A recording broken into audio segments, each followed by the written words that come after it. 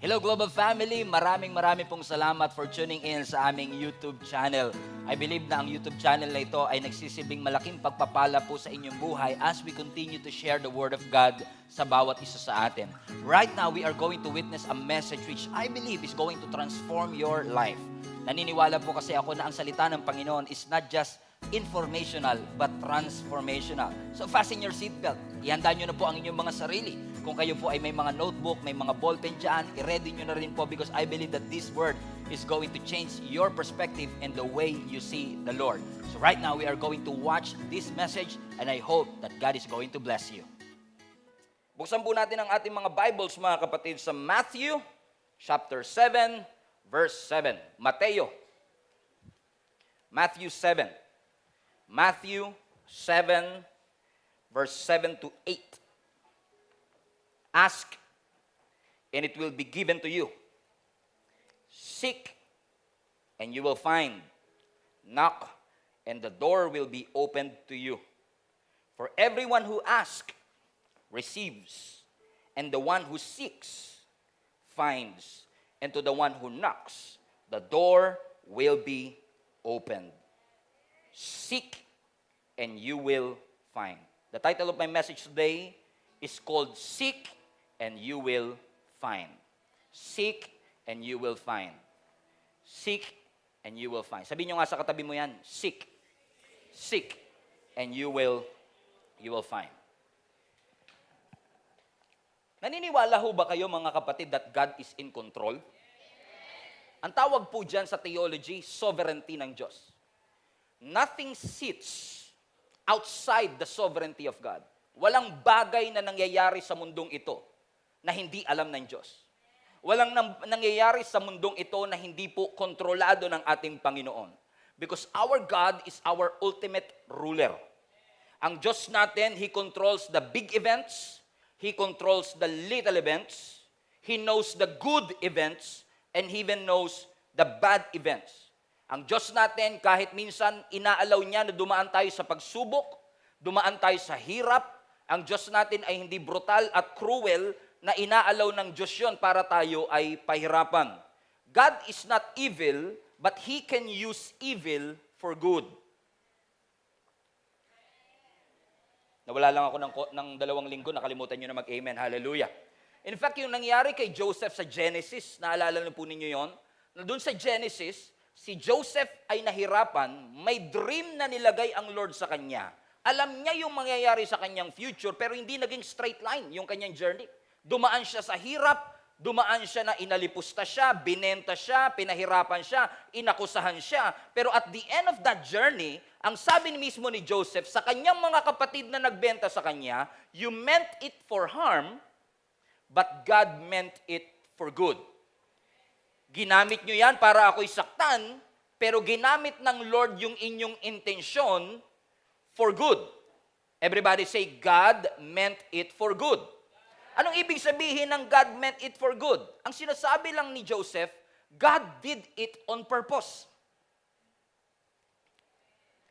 Alam ko maaaring ang desire ninyo ay saktan ako, patayin ako, pero ginamit ng Lord yung masamang pangyayari na yan na ginawa nyo sa akin. It may look random, but God did it on purpose. So hindi ako basta maswerte na nakaligtas. Kasi ang luck, madalas natin sabihin yan, good luck. Pero ang luck doesn't exist under God's sovereignty. Walang swerte pagdating sa sovereignty ng Diyos. Pinagpala, hindi swinerte. Kasi kapag swinerte ka, sino papapurihan mo? Pero kapag pinagpala ka, Diyos ang papapurihan mo. So ibig sabihin, mga kapatid, luck doesn't operate in God's sovereignty. Kaya nga ang mga Kristiyano, we are blessed because God is sovereign. We are blessed because God is in control. Sometimes hindi natin maunawaan kung bakit nangyayari sa atin ang mga nangyayari sa atin. Hindi natin maunawaan kung bakit magpapasko na tinanggal ka pa sa trabaho. Hindi natin maunawaan kung bakit nangyayari ito sa ating pamilya, na walang ka ng mahal sa buhay sa season na dapat nagsasaya ka. Because sometimes, yung mga aksyon ng Diyos at yung mga inaalaw ng Diyos sa buhay natin, it doesn't make sense to us. And sometimes tinatanong natin ang ating Panginoon, kung naalala niyo yung preaching ko 2 weeks ago, that sometimes we are asking God, Lord, ba't mo hinayaan na mangyari ito sa amin? Because sometimes, yung mga nangyayari sa buhay natin, it doesn't make sense. And we conclude that since what happened to us doesn't make sense, kinukonclude natin that God doesn't make sense. And by the way, do not expect God to make sense. He was not supposed to make sense to us. Sabi mo sa katabi mo, parang ikaw topic ni pastor ngayon. Ibig sabihin, huwag ka nang masurpresa if God doesn't make sense. He's not supposed to make sense. Minsan talaga nakakalito yung pamamaraan ng Panginoon.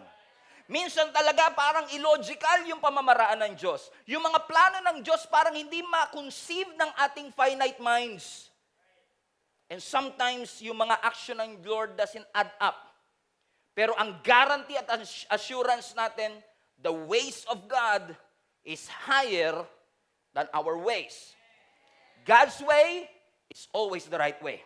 You have to understand, hindi man paraan natin, direksyon natin, kalendaryo natin, o plano natin ang nasunod, ang pinaka-importante, alam natin na ang Diyos ay may control na anumang bagay na pinagdadaanan natin, anumang lugar na kung saan tayo naroroon, nothing sits outside the sovereignty of our God. Palapakan natin ang ating Panginoon. Na kahit hindi mo makita ang kamay ng Diyos, hindi ibig sabihin nagmamaang-maangan ang Diyos sa iyong sitwasyon.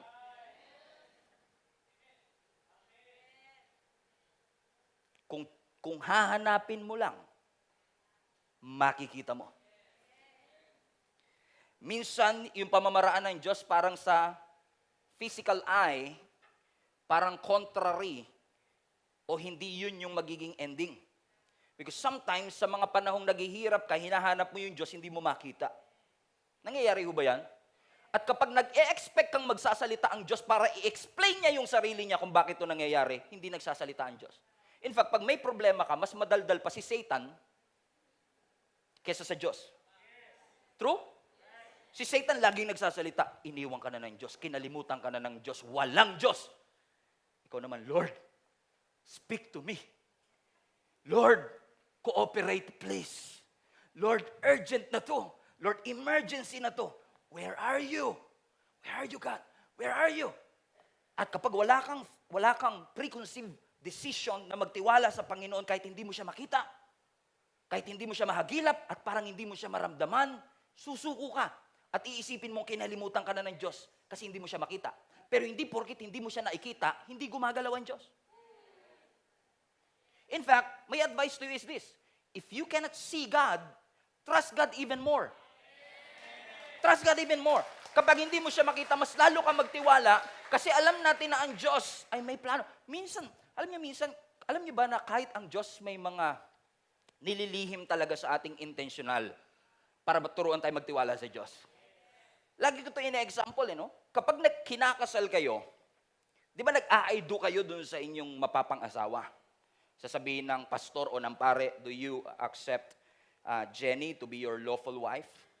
To have and to hold in sickness and in health until death do us part. And then the groom will say, I do. Alam mo, buti na lang, si Lord hindi sumisingit. Bago ka sumagot, sasabihin ng Lord, teka lang ha, bago ka mag-I do, for the next 5 years, ito pagdadaanan nyo. Pakita ko lang sa iyo, okay?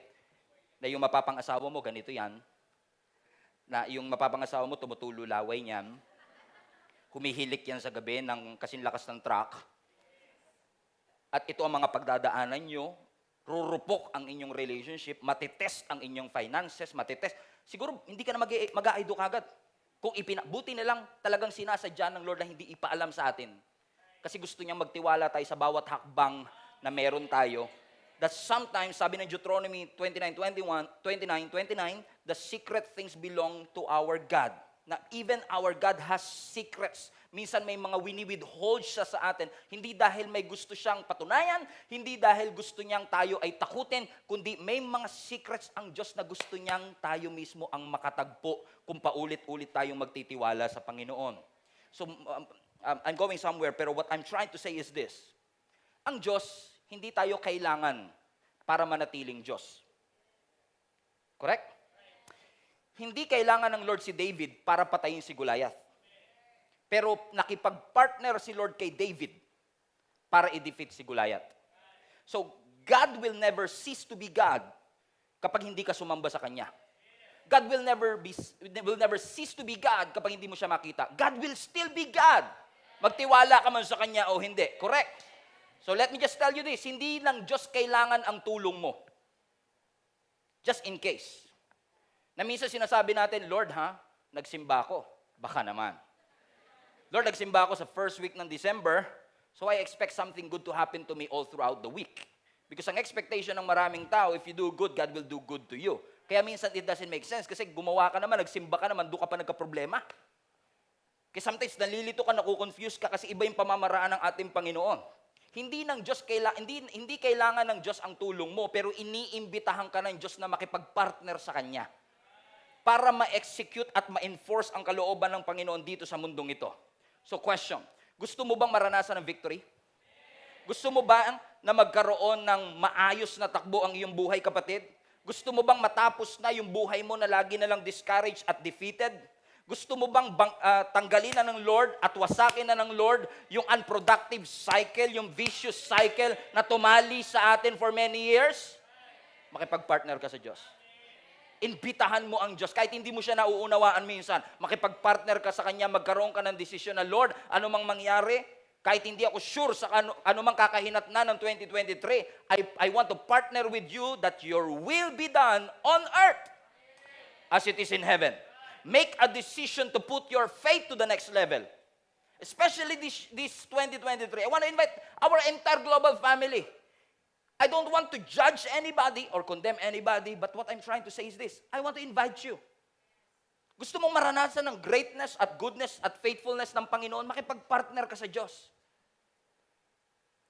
Itaas mo ang level ng iyong pananampalataya kasi si Lord, gusto niya magkaroon ng personal relationship sa iyo.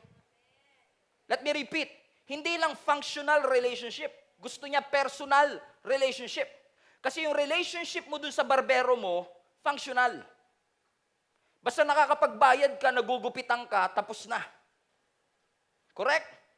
Yung relationship mo sa magtataho, basta madamihan niya yung arnibal, lagyan niya ng sago, at makapagbayad ka, everyday yan. Meron kayong relationship, pero functional lang. At kapag wala yung magtataho, parang hindi kumpleto araw ko. Amen? Kasi yung function nawawala eh. Pero ang Lord hindi niya gusto na magkaroon ka lang ng functional relationship na magsisimba ka every Sunday, uuwi, magpipray, mag-aantay ng sagot. Okay lang yun. Pero gusto ng Lord, personal relationship. Hindi niya lang gusto na magkaroon ka ng functional relationship, kundi mas maigting, mas malalim, mas close na relationship sa'yo. Do you understand? Even Jesus Christ. Si Jesus Christ, meron siyang 70 disciples, meron siyang 12 disciples, meron siyang 3 disciples. So palapit ng palapit, pa-close ng pa-close. So may mga alam si Peter, James, and John na hindi alam ng 12 disciples. May mga na-witness si Peter, James, and John na hindi na-witness ng 70 disciples. May mga Christians na nawi-witness ang galaw ng Diyos na hindi nawi-witness ng karamihan. Alam niyo kung bakit? Hindi lahat may personal relationship. Maraming may acquaintance relationship sa Diyos, pero walang deep, malalim na relationship. So, in this message, I want to invite you to have a deep relationship with God. Personal relationship with the Lord. Hindi lang relasyon na pang surface lang, kundi malalim na relasyon sa Panginoon. Probably yung katabi mo ngayon na hindi mo kilala, ang alam mo lang sa kanya, yung buhok niya itim, yung buhok niya bagong reband, kakatanggap lang, pastor, ng Christmas bonus. Alright? Ang alam mo may salamin siya, ang alam mo nasa 20 siya, ang tawag doon surface. Mababaw na relationship. Hindi katulad ng pagkakakilala mo sa asawa mo, alam mo ang favorite niya, alam mo kung magugustuhan niya o hindi, alam mo kung ano ikagagalit niya, alam mo kung ano ikakasaya niya. Bakit? Personal. Malalim ang relationship. Amen. So, kilala niyo ba si Michael Jordan? Sino nakakilala kay Michael Jordan? Uso, bata pa. Okay, Stephen Curry.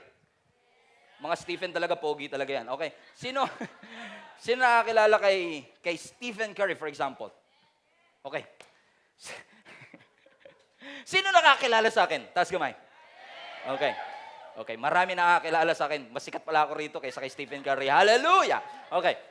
Marami sa inyo kilala ako sa surface. Kung ano napapanood nyo sa YouTube, kung ano nakikita nyo sa Facebook, kung ano ginagawa ko sa stage. Pero si Jenny, she knows everything about me. So it's one thing to know about Stephen, it's another thing to know Stephen. And many of us knows about God, but doesn't really know the Lord. Kasi walang deep relationship. Amen? Gusto ng Lord na magkaroon ng intimate, malalim na relationship. Kung paano si Adam and Eve, nung nilikha sila ng ating Panginoon, ang sabi ng scripture, si Adan, nung siya palang mag-isa, ang sabi ni Jesus, ng Lord sa kanya, it's not good for a man to be alone. I will find a suitable partner for him.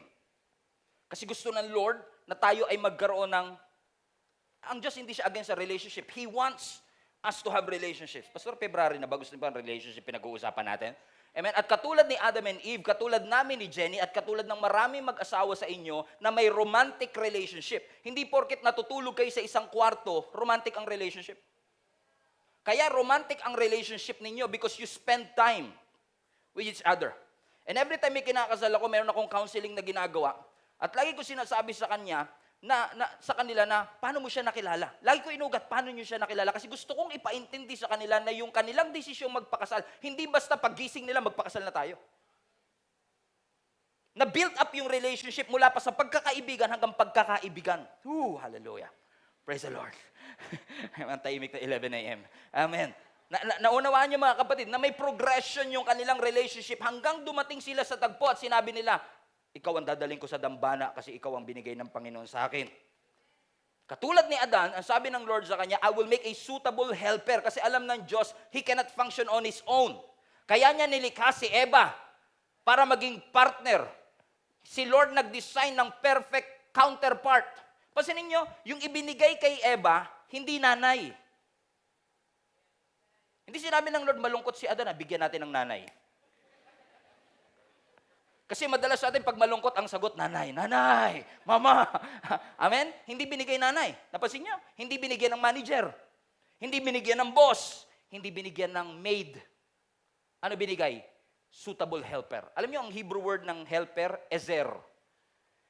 Ezer. E-Z-E-R. Ezer. Yung iba namang partner natin nakaka-ezer. Right? Nakaka-ezer. Pero yung binigay kay Adam, ezer. Nang ibig sabihin is suitable helper. However, nung silang dalawa na, may relationship sila, intimate sila sa kanilang relationship, pero hindi lang yung relationship nila sa kanilang dalawa ang mahalaga, kundi yung relationship nila sa Diyos ay mahalaga rin. Na ang Lord nagbigay ng instructions sa kanila, okay, I am a generous God, ibibigay ko sa inyo ang lahat ng puno dito sa Garden of Eden, pwede ninyong kainin lahat ng bunga except for one. Anong ginawa nila? Yung kaisa-isang bawal, yun yung kanilang kinain. At doon pumasok ang kasalanan, doon pumasok ang kamatayan, at lahat tayo ngayon ay nagsasuffer. Correct? Pero this is interesting kasi ang sabi ng Scripture, na nung nagkasala sila, nung dumating ang ating Panginoon, sinabi sa Bible ang pinakaunang tanong in all of Scripture. Ang pinakaunang tanong sa Bible, where are you? Alam niyo ba na ang pinakaunang tanong sa New Testament, where is He pertaining to Jesus? Ang unang tanong sa Old Testament, where are you? That's the problem, na wala sila. Pero ang solusyon sa New Testament, where is He? Jesus. The solution to what happened to Old Testament. Make sense? So tinanong ng Lord si Adam, nasan ka?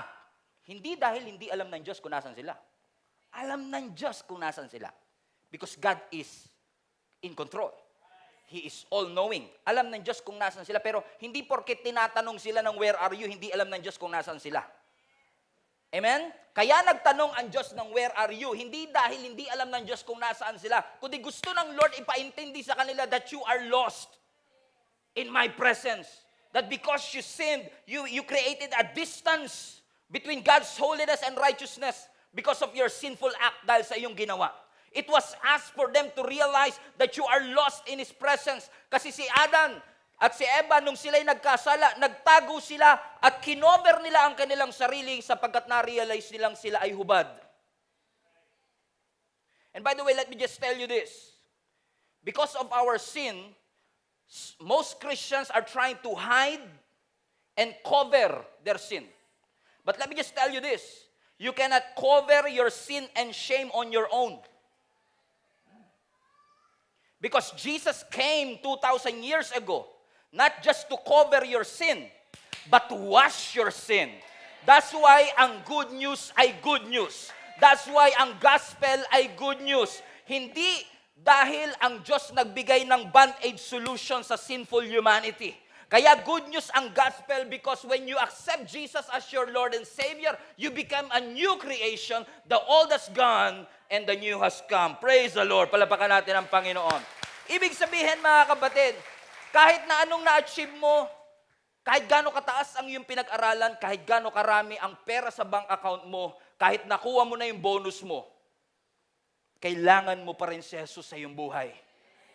Mas kailangan mo si Jesus kaysa sa internet. Mas kailangan mo si Jesus kaysa sa Facebook. You need Jesus. You need God in your life. And my invitation to you is for you to realize na kahit maganda ang takbo ng buhay mo ngayon, kailangan mo ng Diyos. At kailangan mong mapalapit sa Panginoon. At kailangan mo mag-spend ng time para ang relationship mo sa Diyos ay mas lalong lumalim. It is important that all of us will have a personal relationship with the Lord. Let me repeat. Napakahalaga na ang bawat isa sa atin ay hindi lang religious.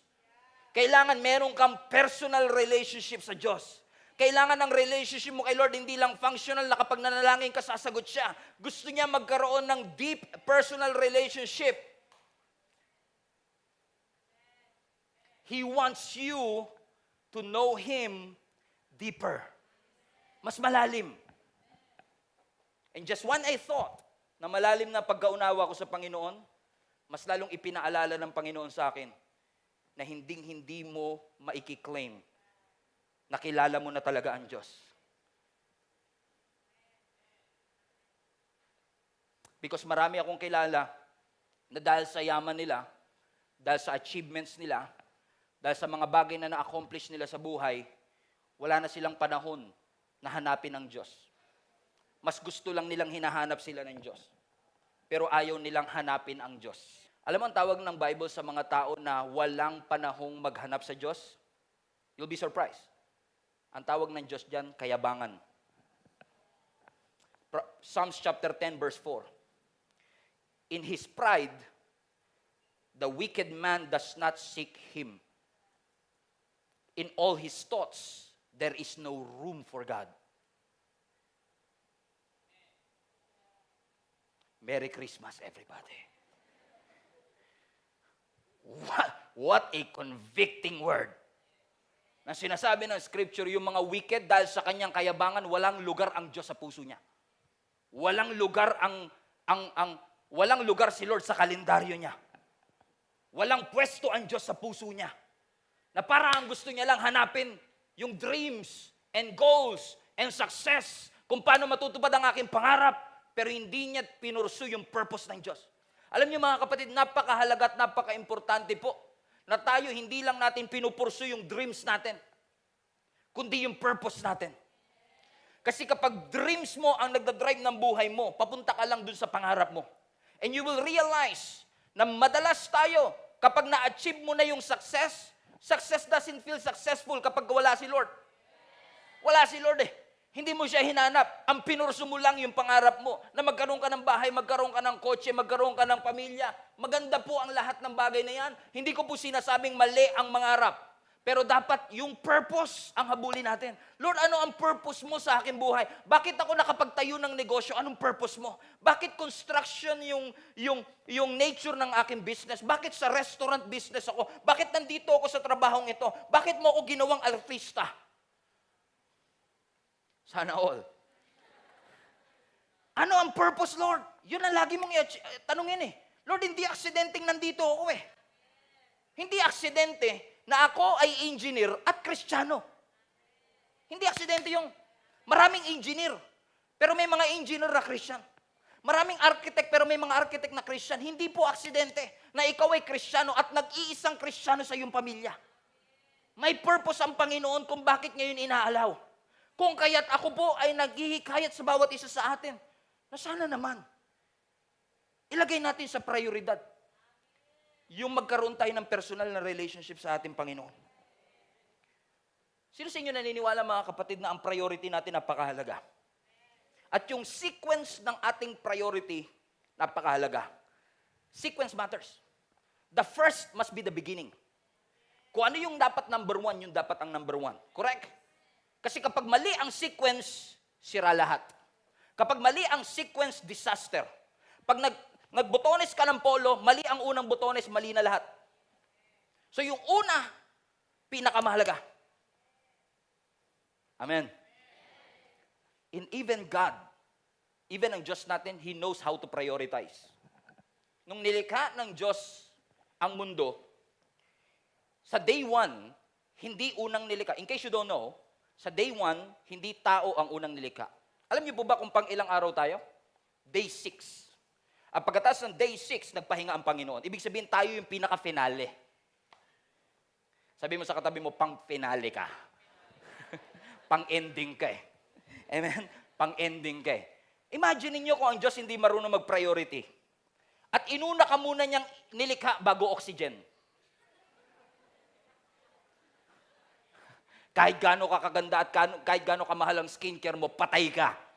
Pag wala kang oxygen, correct? Buti na lang ang Diyos marunong mag-prioritize na alam ng Diyos, wala pang bagay na makakapag-sustain sa'yo. Kaya inuna niya muna yung halaman, yung hayop, yung oxygen, yung lahat ng meron sa mundo.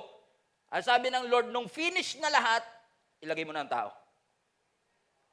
May sequence. Imaginein mo kung ikaw yung inuna. Tapos nung nauna ka na, Lord, may nakalimutan kaya? May nakalimutan ka buya? Ay, oo nga pala, sorry, wala pang oxygen. Isipin nyo kung gaano ka-disastrous kapag mali ang order of priority. Kung gaano ka-disastrous kapag inuuna mo yung dapat hindi mo inuuna. Kaya ang sabi ng Matthew 6:33, seek first His kingdom and His righteousness and all, everybody say and all these things will be given to you as well. Ang ganda nitong phrase na to, all these things. Sino sa inyo gusto nyo makakuha yung all these things?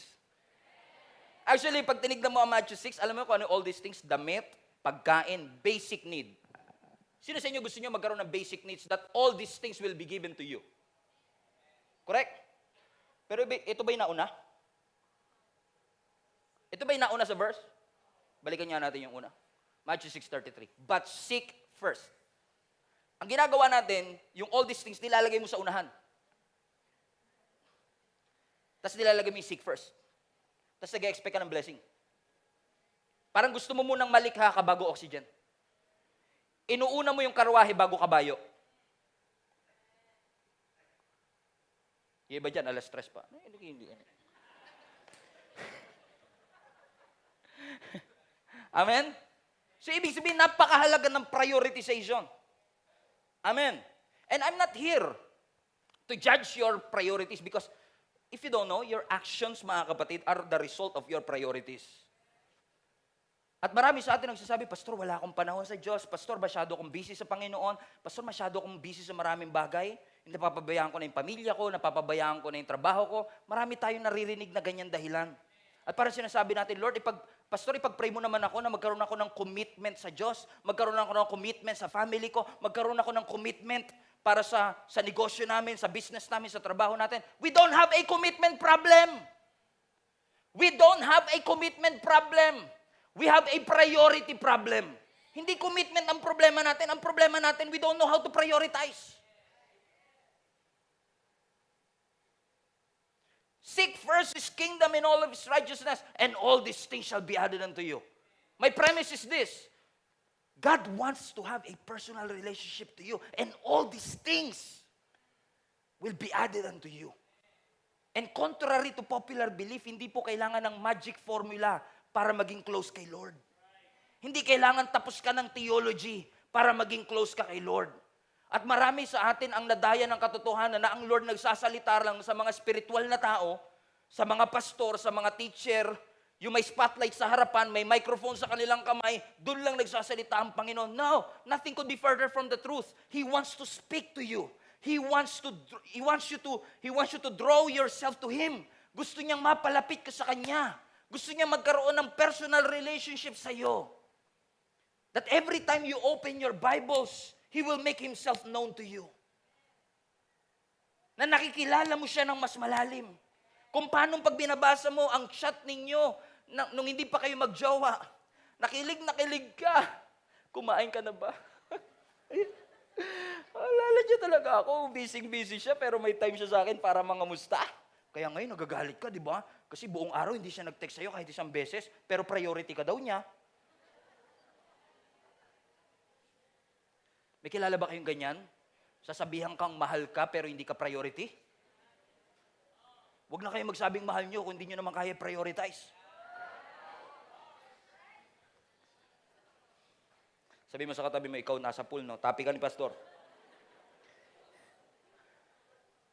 Sasabihin sa atin ni Satan, huwag ka na magbasa ng Bible, huwag ka nang manalangin, para lang yan sa mga pastor. In fact, may mga religious organization na hindi talaga nila inaalaw yung member nilang humawak ng Bible. Because yung Bible daw na yan, ang pagbabasa niyan ay para lang sa mga espiritual, para lang sa mga taong may kaalaman, para lang sa mga spiritual folks, sa mga taong may microphone sa kanilang dibdib. Taktika ng kaawayan. Taktika ni Satan yan. Kasi kapag nagbasa ka ng Bible, kapag nilubog mo ang iyong sarili sa salita ng Panginoon, makakatanggap ka ng guidance. Makakatanggap ka ng direksyon. Makakatanggap ka ng clarity. Makakatanggap ka ng encouragement. Makakatanggap ka ng insights. Kaya sabi ni Satan, huwag mong basahin yan. Kasi alam ni Satan, gaganda buhay mo kapag sinunod mo ang salita ng Panginoon. Kaya gagawin ni Satan ang lahat para huwag mong basahin. Gagawin ni Satan ang lahat para huwag kang pumunta ng church, manood ng online, makinig ng podcast, makinig ng preaching, at habang naikinig ka ng preaching, may magno-notify, magte-text yung crush mo na matagal nang hindi nagte-text sa'yo. Para ilayo ka sa katotohanan, kasi alam ni Satan kapag binasa mo ang kanyang salita, your life will never be the same again. Even Jesus emphasized it nung siya'y tinutokso ni Satan. Man shall not live by bread alone, but by every word that comes from the Word of God. Ang salita ng Panginoon po, mga kapatid, ay napakahalaga, and I say this with respectfully. Huwag kayong magbabasa lang ng Bible every Sunday. I encourage you, buy your own Bible. Buy your own. Or to the very least, mag-download po kayo sa inyong laptop or sa inyong cellphone. Because I want to encourage you, because I've been hearing this all the time. Pastor, maraming salamat sa preaching mo. Lumago ako sa pananampalataya ko. Pastor, thank you so much sa mga preaching mo sa YouTube. Talagang nakilala ko ng mas malalim ang Panginoon. Okay din yun. Pero mas gusto kong makilala mo si Lord sa iyong sariling devotion kesa lang sa podcast na napanood mo. Kasi nga personal eh. Hindi mo na ako kailangan bilang third party. Kung mananalangin ka, direkta ka na sa Diyos. Hindi mo na kailangan dumaan kay Mama Mary. We respect Mama Mary. Pero hindi mo na kailangan dumaan sa kahit anong saints. God is inviting you. Come to Him directly. Have a personal relationship sa Lord. Yun nga problema ko, pastor eh. Pag nagbabasa na ako ng Bible, mga isang verse pa lang, tulog na ako. Ang boring, pastor! Sino sa inyo mga ganyan? Alam niyo, meron akong kaibigan, di ko alam kung nandito siya sa service na to. Meron akong kaibigan sa Malabon before. Laking Malabon po kasi ako. No? Mahilig kami mag-basketball. No? At pagkatapos namin mag-basketball, usually, tumutuloy ako sa kanila para magtanghalian, uminom ng tubig, whatsoever. And nung time na yun, after namin mag-basketball, by the way, huwag kayo mag-expect na magaling ako mag-basketball, ha? Hindi ako magaling mag-basketball, please lang. Lahat yun ay anointing lang. Okay? And one time, pag uwi namin, yung nanay nung best friend ko na ito, nagluto ng masarap na tanghalian. Sabi niya, Stephen, dito ka na kumain. Eh ako naman, dahil isang payatot na gutom, kumain naman ako, dinamihan ko talaga yung kain ko. Siguro mga nakatatlong rice ako, 4 na rice. Sobrang busog na busog ako. Pag uwi ko ng bahay, yung nanay ko, nagluto din pala. At dahil ayoko ma-offend yung nanay ko, sabi ng nanay ko, oh, alam kong gutom ka. Kumain ka na. Hindi ko sinabing kumain na ako. Hindi ako sinabing kumain na ako. Pinilit kong kumain ngayon. Habang kumakain ako, dun sa kabilang bahay, ang bilis ko. Dito sa aming bahay, Ang bagal ko. Nahalata ako ngayon na nanay ko. Sabi niya, bakit parang wala kang ganang kumain? Siguro kumain ka na, no? Opo. Opo. Alam niyo kung bakit minsan wala tayong kagana-gana sa salita ng Panginoon? Kasi nabusog ka na sa ibang bahay. May ibang bumusog sa'yo. So ang tanong ko, sinong bumubusog sa'yo? Kung bakit pagdating sa Word of God, wala ka ng gana?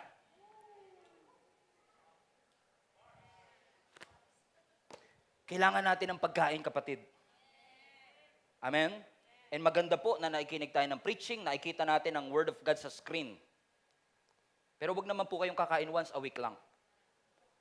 Sino po sa inyo, kaya nyo makasurvive na ang kain lang ninyo? Pastor, yung diet ko kasi ngayon, OMAW.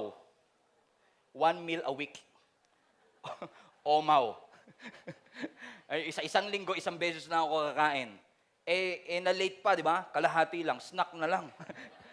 Konti lang yung nakain, ano? No, hindi natin yan, hindi po mali, ha? Hindi ko sinasabing mali. Sinasabi ko lang, dagdagan mo. Kung paano kapag ka sa bahay, kumakain ka 7 beses sa isang araw, sana ganun din tayo sa ating pagkain. May dessert pa, ganyan. Pagdating sa Word of God, wag nating katamaran ito, mga kapatid. Kasi kung paano yung katawan natin hindi kumakain, walang nourishment, ang spirito mo ganun din. Hindi porket mataba tayo physically, ay mataba ang ating spirito. Maraming malnourished na Christians. Amen? Pastor, grabe ha, December na December ha. Amen?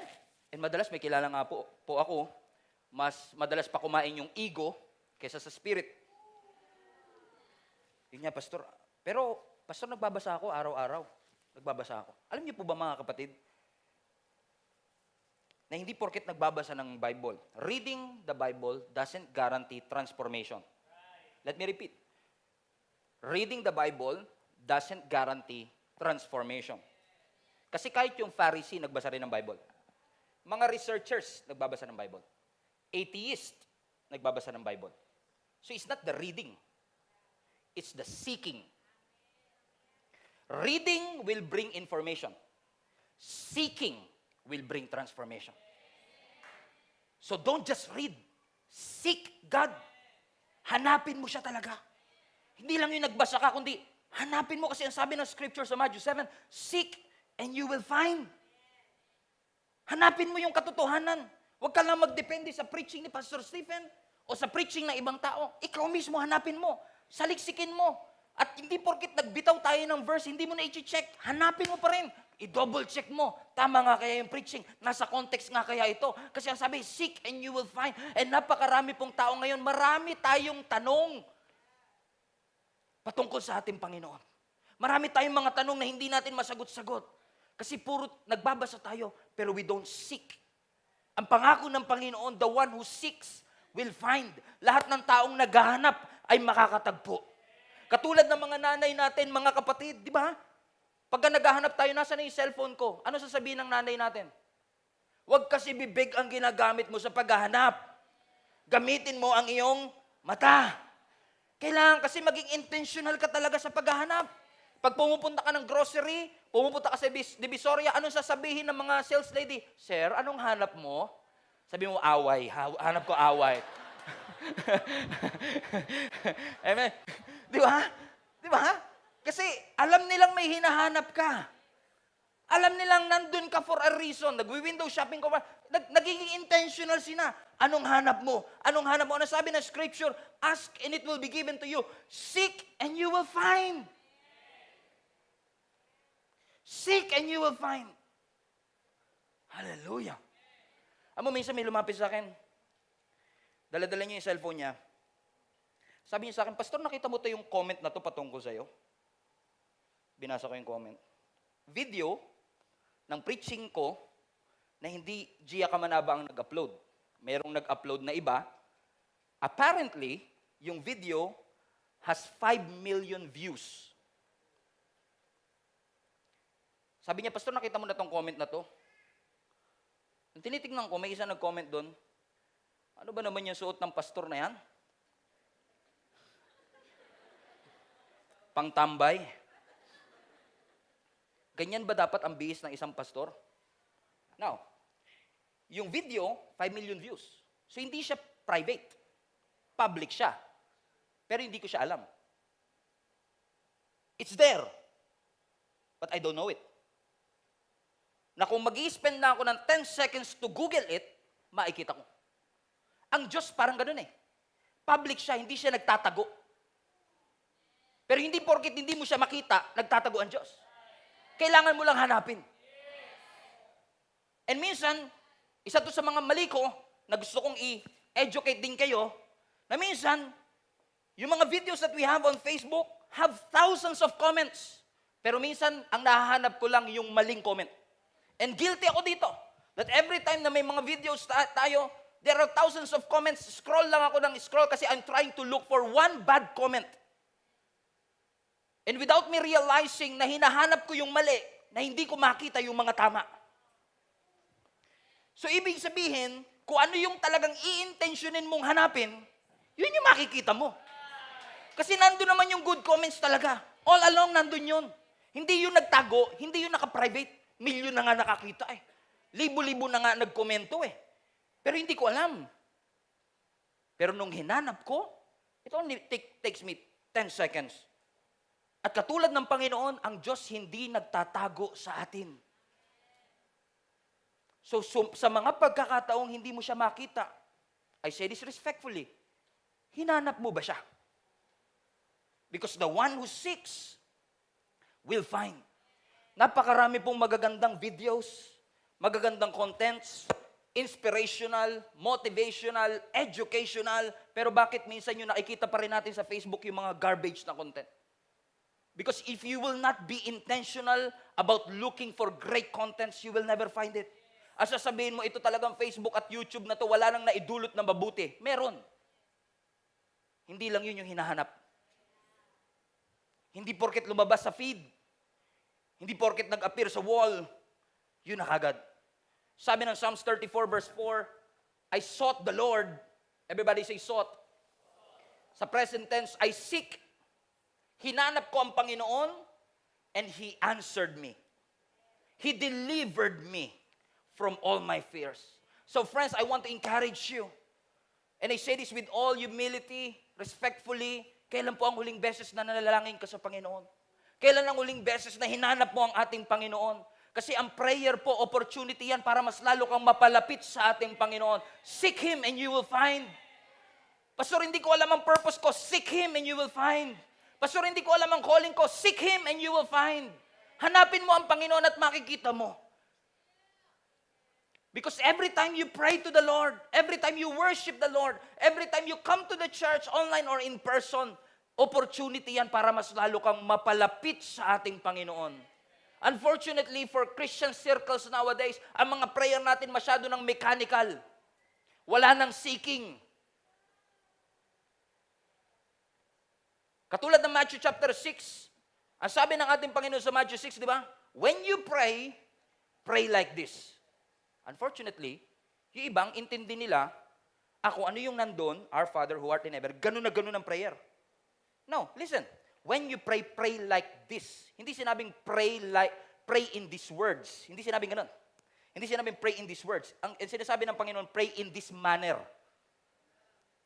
Hindi word for word, but pray in this manner. Ano daw? Our Father. Look at that. Our Father. Relationship agad eh. Hindi na sinabing ganito kayo manalangin, our boss. Hindi sinabing our president. Hindi sinabing ang our God eh. Sabi, our Father. Pray in this manner, our Father who art in heaven. It doesn't say pray in these words. Hindi sinabing this is what you pray. Sinabi, this is how you pray. Our Father who art in heaven, hallowed be thy name. Your kingdom come, your will be done. This is the manner of your prayer. Closer and closer. Relationship building. Mapalapit sa ating Panginoon. It's very important mga kapatid that when we pray, hindi tayo nakafocus sa method of praying. Because we want to have relationship sa ating Panginoon. Not even the methods of attending. Di baling nasa likod ako, di baling hindi ko narinig, basta nandun ako sa church, nilinis na ni Lord ang kasalanan ko.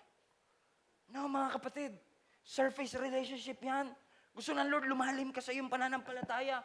Gusto ng Diyos na magkaroon ka ng relationship na malalim sa Panginoon, na ang iyong pagsisimba hindi mechanical, na ang iyong pananalangin ay hindi mechanical, na ang iyong pagbabasa ng Bible ay hindi mechanical. Pastor, nakagawian natin pag nananalangin, nakapikit. So dapat nakapikit. Paano pag nakadilat? Hindi na ba dinidinig ng Panginoon yun?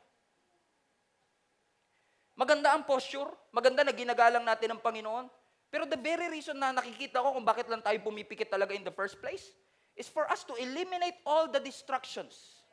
We close our eyes in the natural and God will open our eyes to the supernatural. That's it. That's it. But beyond that, wala na. So when you pray na nakadilit ang mata o nakaklose ang mata, it doesn't matter as long as you are doing that because you want to rebuild your relationship to the Lord. Amen? Naniniwala po ba kayo sa power ng prayer? Pakitaas po kamay lahat ng naniniwala sa power ng prayer. Pakisigaw ng malakas, do you believe in the power of prayer? Yes! Ba't di ka nananalangin? Ang pinaka-obvious na senyales na hindi ka naniniwalang nag-work ang prayer kapag hindi ka nananalangin. Kasi kung naniniwala ka talaga that prayer works, dapat ipipray ka. Kasi you believe it works. So I want to encourage you mga kapatid, to pray to the Lord. Invest in Him. Na talaga manalangin ka sa Panginoon. And I believe the reason why many of us are powerless is simply because we are prayerless. God wants you to seek Him. Naniniwala po ba kayo sa ating Panginoon? Naniniwala ba tayo sa Diyos na buhay? Amen. Why are you not seeking Him? You still believe in a once-a-month Christianity. Why do you settle for Christianity light? I was talking to, last night I was talking to a newscaster / host. Medyo famous tong taong ito. Sabi niya sa akin, Pastor, please pray for me. Kasi sabi niya, yung team ko, yung mga staff ko, tingin ko parang hindi sila ganun ka-dedicated sa kanilang mga trabaho. Sa kanyang exact word, sabi niya, parang feeling ko, ginagawa lang nila akong sideline at racket sa kanilang trabaho. Offended siya. Kasi that person is expecting complete dedication, pero yung binibigay ng kanyang staff, tira-tira lang. Yung binibigay nila, ginagawa siyang racket o sideline. And while I was reading that, ang sabi ko, hindi nga kaya ang Panginoon, ganito natin minsan itrato? Na we say we are committed to Him, that we say we love Him, pero ang binibigay lang natin, excess, sobra, na ginagawa mo lang siyang sideline once a week para masabing nagsimba ka, na ginagawa lang natin siyang racket, na ginagawa lang natin siyang takbuhan kapag kailangan natin, pero kapag marami tayo, nakakalimutan na natin ang Panginoon. I want to encourage you mga kapatid. I'm not saying this para i-beat kayo, para i-judge kayo, or i-condemn kayo. I'm just reminding you. Iniimbitahan ka ni Lord, lumapit ka. Lapit. Amen. Huwag ka lang mag-expect na yung preaching every Sunday, that will sustain you for the rest of your life. Why do you settle for Christianity light? Why do you serve out of your excess? Unfortunately for some, they serve out of their excess and they call it sacrifice. That's not sacrifice. Sacrifice will cost you something. Worship will cost you something. When was the last time you come to God and say, Lord, speak. Magsalita ka, Panginoon. I want to listen. Sabi ng Bible, be still and know that I am God. Kasi para sa mga Christians, when we seek God, it is a privilege. When we seek God, it is a responsibility. So seek God with all your heart. Jeremiah 29, verse 11 to 13. Some of you are familiar with Jeremiah 29:11. Pero if you read the whole context hanggang verse 13, you will see something.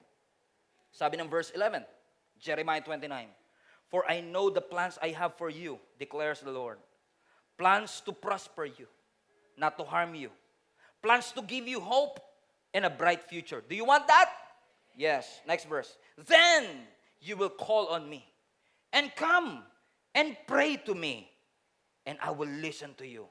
13, you will seek me and find me when you seek me with all your heart.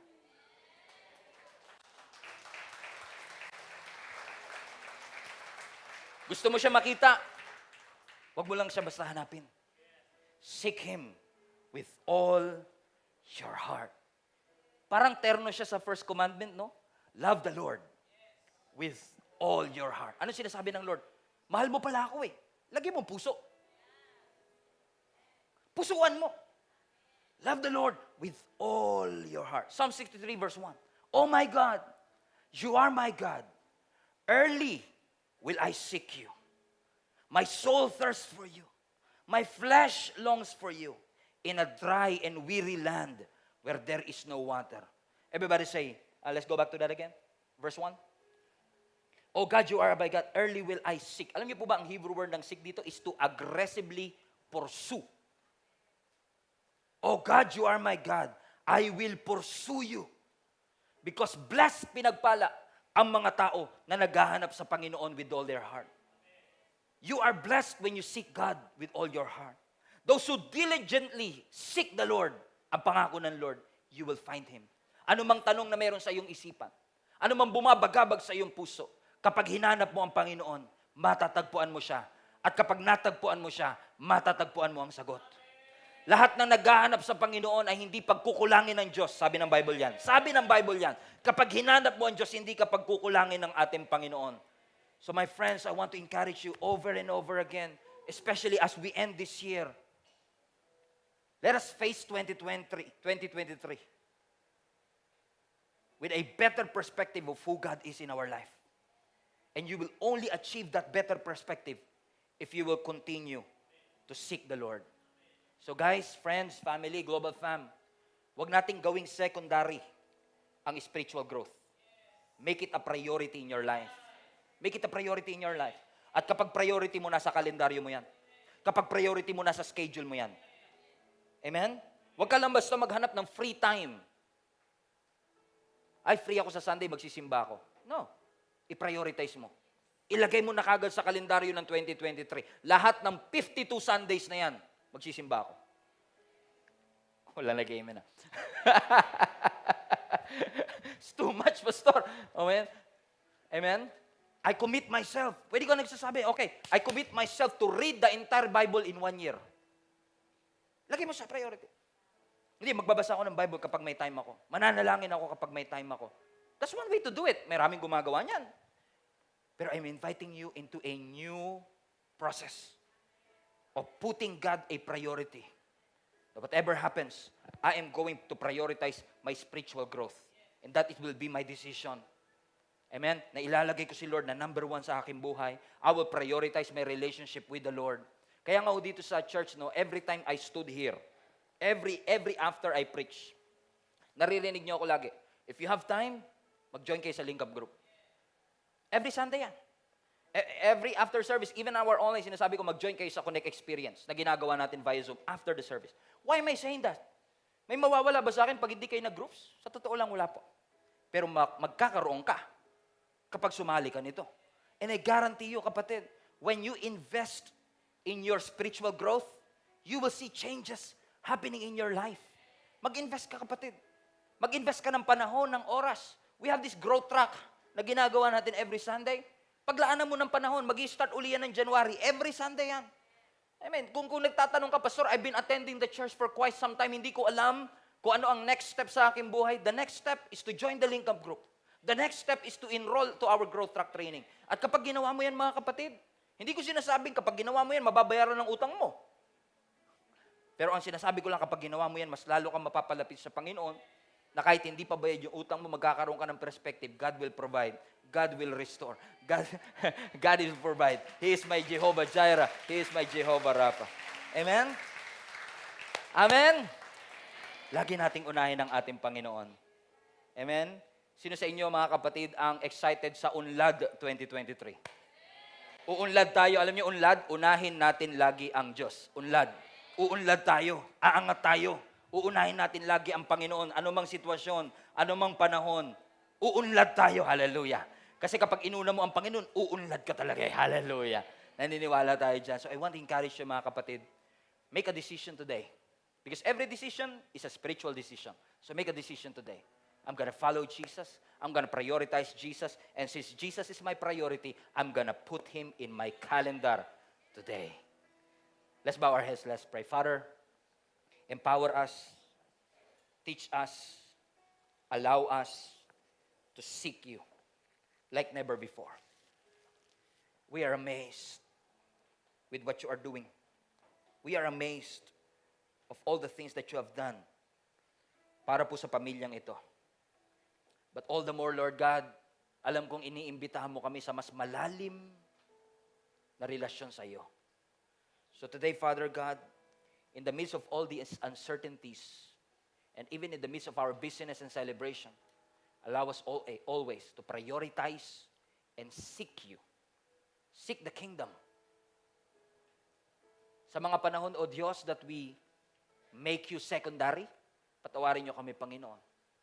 And allow us, Lord God, and empower us, Lord God, that through your grace, sa pamamagitan lamang ng grasya at awa mo, that will make you a priority in our life. Allow us to prioritize our devotion to you. Allow us to prioritize our seeking, our praying, our worshiping. Not that even in our homes, Lord God, we worship you. Na even sa aming bahay, we pray. That even in our homes, we read the Bible. Allow us to invest in our spiritual growth. Lord, wag naming panghinayangan ang lahat ng oras and resources that we invest so that we will grow in our spiritual journey. Instead, Lord God, we see it as an investment, Lord God. Because we know, Lord God, that you want all of us to prosper in all things. Hindi lang kami physically blessed.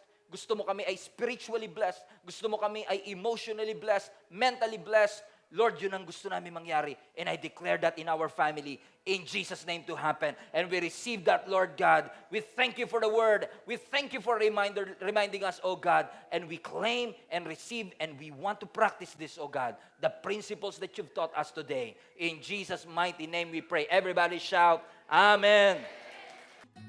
Hello Global Family, you made it this far. Once again, marami pong salamat for tuning in and I pray na yung salita pong ating napakinggan ay makapagbigay po ng conviction at malalim na revelation sa inyong puso upang mai-apply po natin sa ating buhay so that transformation will happen in our life. If this ministry have been a blessing into your life, I want to encourage you to share this video to some people that you know na maaaring nangangailangan din katulad mo ng mensaheng ito. In fact, I want to take it a little bit further, mga kapatid, and invite you to partner with us. If this video, if this ministry have been a blessing to you, I know in the future, it will be a blessing to somebody else as well. That's why if you want to partner with us financially, para maipagpatuloy po natin ang ginagawa ng Panginoon through Gia Kamanava, inihikayat ko po kayo to partner with us.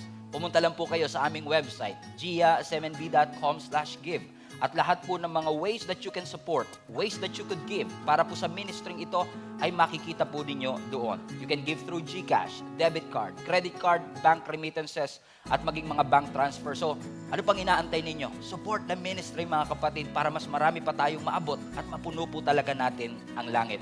In fact, I want to take this opportunity as well. If you have been watching the video for quite some time, wala po kayong church na kinakabilangan and you want to deepen your relationship with the Lord, I want to encourage you to join our link-up groups. Ginagawa po namin yan in person or online. If this is impossible para po sa inyo na makapunta dito sa amin physically or in person, we have an online link-up group na ginagawa po namin sa iba't ibang dako ng mundo. If you want to be part of the link-up groups, ito po ay small groups na aming ginagawa kung saan ang bawat isa sa atin ay nagpapalakasan para ihatid tayo sa spiritual growth. Kung nais po ninyong makasama rito, all you have to do is go to our website, giasmnb.com/linkup. Ilagay nyo lang po kung saang location kayo naroroon. And I'm sure na meron po mga link-up groups na nababagay po at suwak po sa time zone ninyo kung nasaan man po kayo naroroon.